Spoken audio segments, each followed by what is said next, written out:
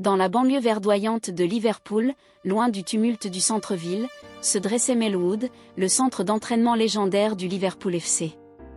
Ce lieu, niché entre des rangées d'arbres centenaires et des routes sinueuses, était bien plus qu'un simple terrain de sport. C'était une institution, un sanctuaire où les rêves prenaient forme sous les yeux attentifs des joueurs, des entraîneurs et du personnel.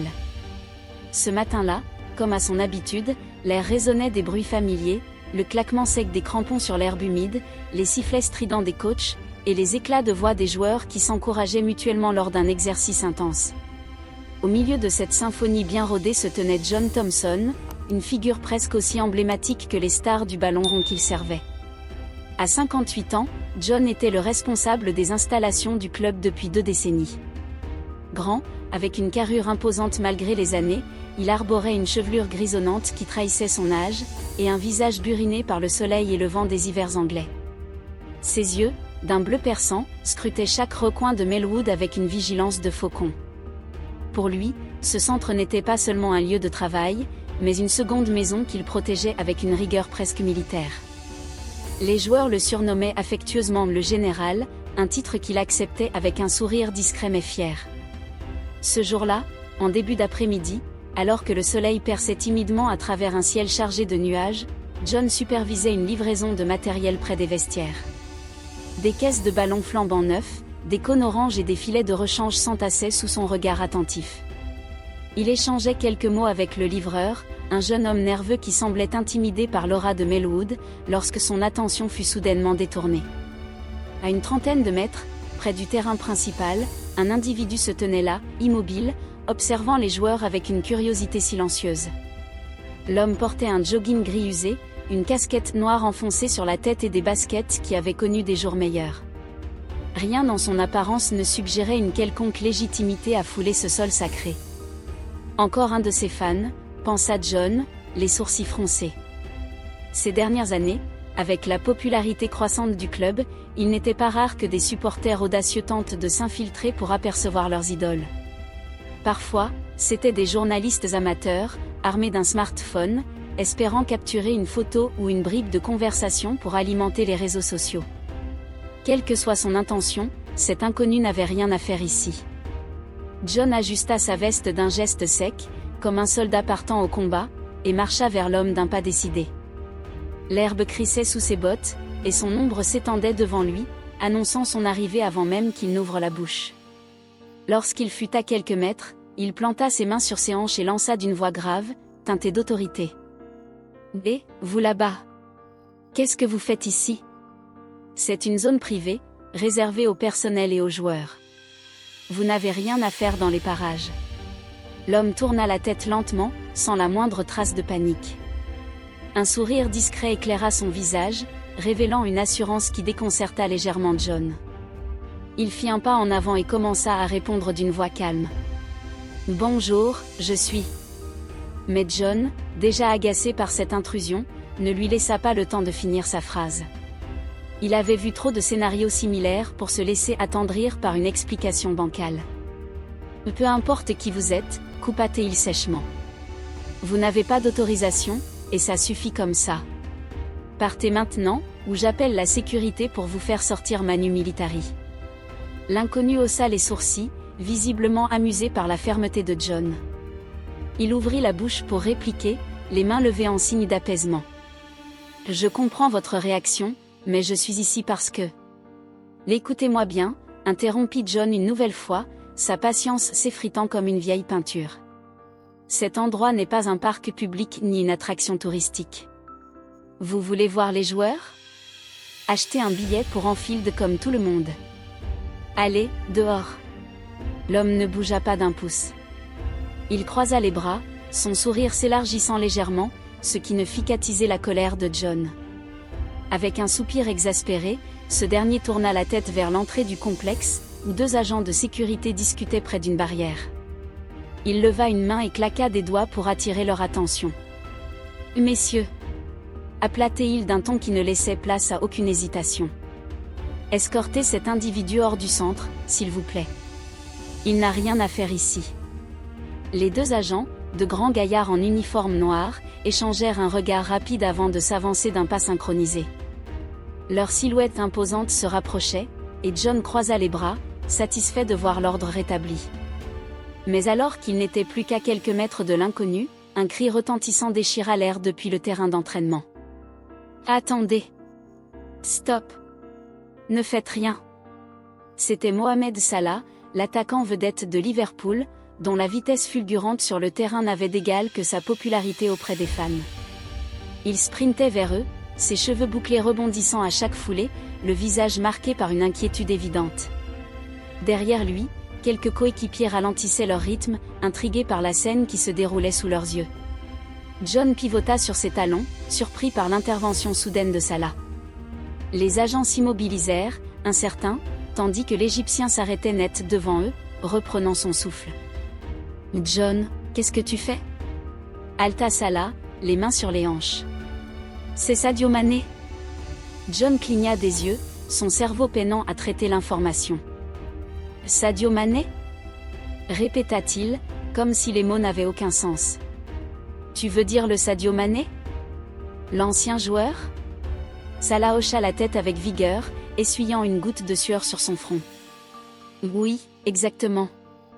Mais il n'est pas ici en tant que joueur. C'est notre nouveau directeur des opérations football.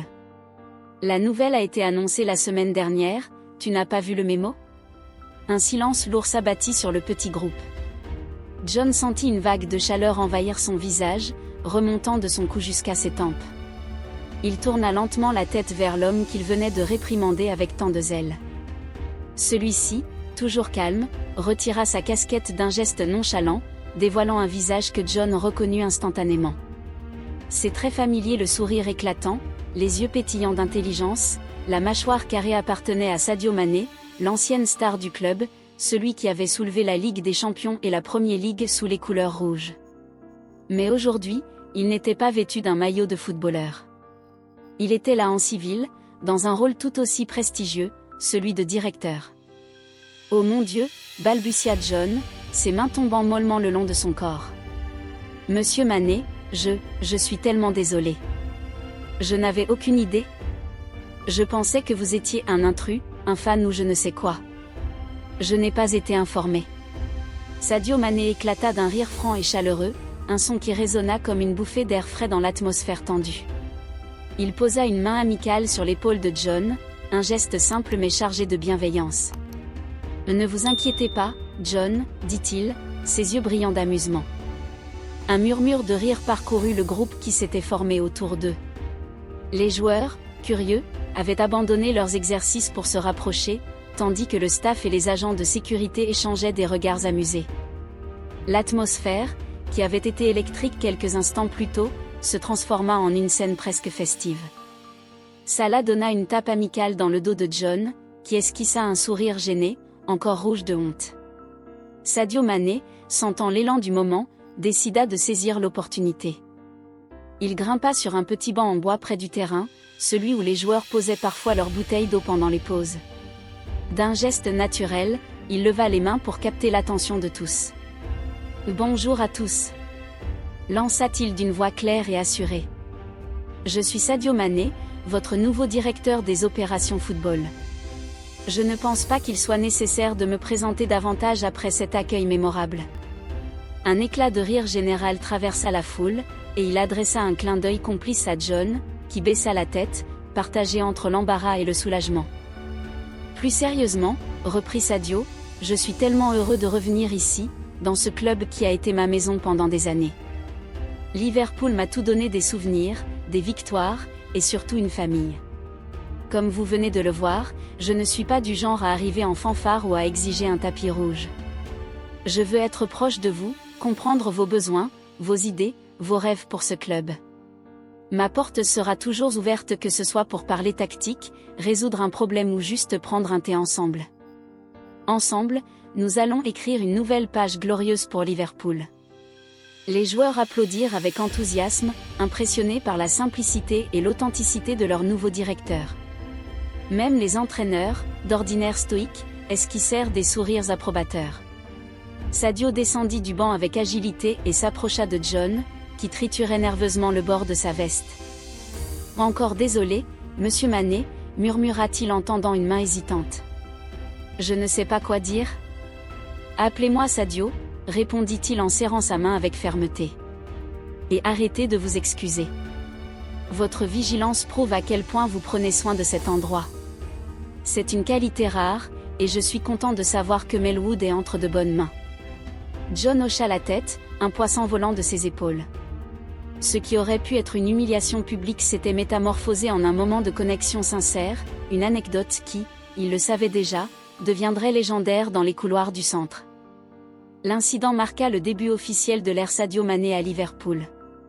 Les jours suivants, son arrivée fut célébrée non pas avec des communiqués de presse pompeux ou des cérémonies guindées, mais avec cette histoire qui circulait de bouche en bouche. Les joueurs la racontaient en riant dans les vestiaires, ajoutant des détails exagérés pour taquiner John, qui acceptait les plaisanteries avec bonne humeur.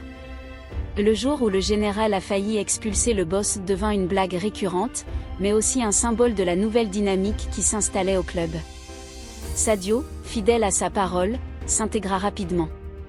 On le voyait souvent arpenter les terrains, discuter avec les jardiniers, échanger des idées avec les entraîneurs ou simplement s'asseoir avec les jeunes recrues pour leur prodiguer des conseils.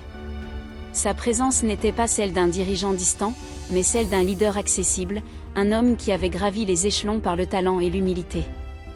John, de son côté, ne manqua plus jamais de vérifier l'identité des visiteurs, mais chaque fois qu'il croisait Sadio dans les allées de Melwood, un sourire complice s'échangeait entre eux, comme un rappel silencieux de leur première rencontre. Sous la direction de Sadio, le club entama une période de renouveau. Les infrastructures furent modernisées, les joueurs trouvèrent une nouvelle motivation, et l'esprit d'équipe, déjà fort, se solidifia encore davantage. Cette simple méprise, née d'un malentendu, devint le point de départ d'une ère prometteuse, où l'humanité et la passion guidaient chaque décision. Cette histoire nous offre une leçon précieuse, l'humilité et la compréhension peuvent transformer les erreurs en opportunités. Sadio Mané, malgré son statut de légende et de nouveau directeur, aurait pu réagir avec arrogance ou colère face à l'erreur de John. Pourtant, il a choisi la bienveillance, désamorçant la tension avec humour et valorisant le dévouement de celui qu'il avait pris pour un intrus. De son côté, John, après avoir jugé trop vite, a appris à tempérer ses réflexes et à accorder le bénéfice du doute. Dans nos vies, nous faisons tous des erreurs de jugement, portées par nos préjugés, notre impatience ou notre besoin de contrôle. Mais comme Sadio et John nous le montrent, ces faux pas ne définissent pas qui nous sommes, c'est la manière dont nous y répondons qui compte. En choisissant l'empathie plutôt que la confrontation, et en reconnaissant nos torts avec humilité, nous pouvons non seulement réparer les malentendus, mais aussi bâtir des relations plus fortes et plus authentiques. C'est dans ces moments de vulnérabilité, transformés par la gentillesse, que se révèle la vraie grandeur humaine.